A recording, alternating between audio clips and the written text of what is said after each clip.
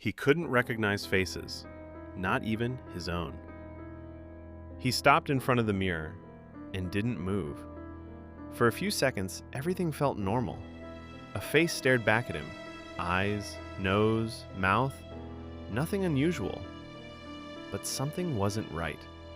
He leaned closer, trying to understand what he was looking at, because deep down, he knew that face should mean something. It should feel familiar. It should feel like him. But it didn't. It felt like nothing. Just a collection of features with no identity, no meaning, no connection. Just a stranger standing where he should be. At first, he laughed it off. Everyone has moments like that, right? You look at yourself and feel a little disconnected, a little tired, a little off. That's what he told himself. But the feeling didn't go away. Later that day, he walked into the kitchen. His wife was there, standing by the counter. She turned, smiled, and said something. But before he even processed her words, his mind froze again, because he didn't recognize her. It wasn't fear at first. It was confusion, like trying to remember a name that just won't come. He knew she was important. He knew she belonged there. But her face meant absolutely nothing to him. He stayed quiet, nodded, pretended everything was fine. But inside, something had started to break. Over the next few days, it got worse. Not slowly, not gradually, but suddenly, like a switch had been flipped. At work, he stopped recognizing people he had known for years. Coworkers he talked to every day, people he used to greet without thinking. Now, every face looked new, unfamiliar, empty. He started relying on small details, voices, clothing, the way someone walked, anything but the face, because the face no longer worked. One morning, a man walked up to him, smiling, confident, clearly expecting recognition. He smiled back, but inside, panic was rising, because he had no idea who he was talking to.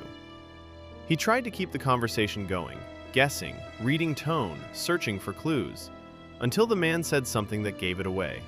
A shared memory, a reference, something that clicked. Relief hit him instantly, but it didn't last, because he realized this was happening again, and again, and again. The world hadn't changed. People were still the same, but his ability to recognize them was gone. The breaking point came in a place he never expected, a supermarket. He was walking down an aisle when he saw someone waving at him, smiling, coming closer, faster, confident, familiar, at least to them. He froze, again, because he had no idea who it was. His mind started racing, trying to find any clue, any detail, anything that could help. But there was nothing, just a face. And for him, a face meant nothing anymore. The person got closer, smiling wider, almost laughing, and then they spoke. "Hey, it's me." That voice, he knew that voice. His wife. Something inside him dropped, because this wasn't a small problem anymore. This wasn't stress. This wasn't fatigue. He couldn't recognize his own wife. That was the moment everything changed. Doctors, tests, scans. He went through all of it, trying to understand what was happening, trying to find an explanation. And eventually, they found one. A rare neurological condition. Something most people have never heard of. Prosopagnosia. Face blindness. But the name didn't make it easier, because he wasn't blind. He could see everything, perfectly.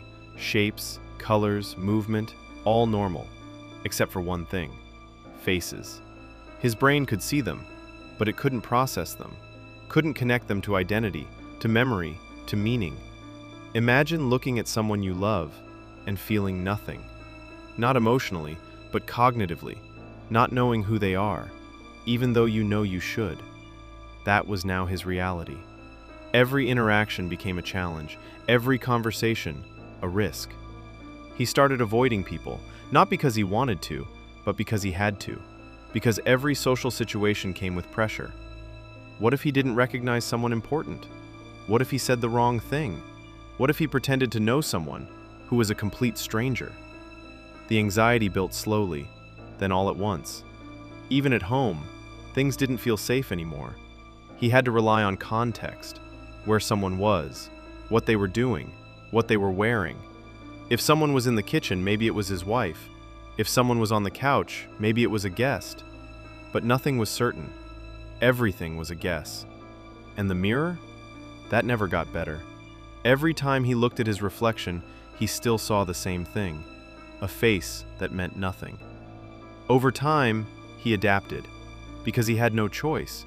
He built systems, patterns, ways to navigate a world that no longer made sense visually. He memorized voices, focused on habits, tracked movement. He learned to identify people without ever truly seeing them. But even with all of that, something was missing. Something fundamental. The ability to recognize another human being just by looking at them. And once that's gone, it doesn't come back.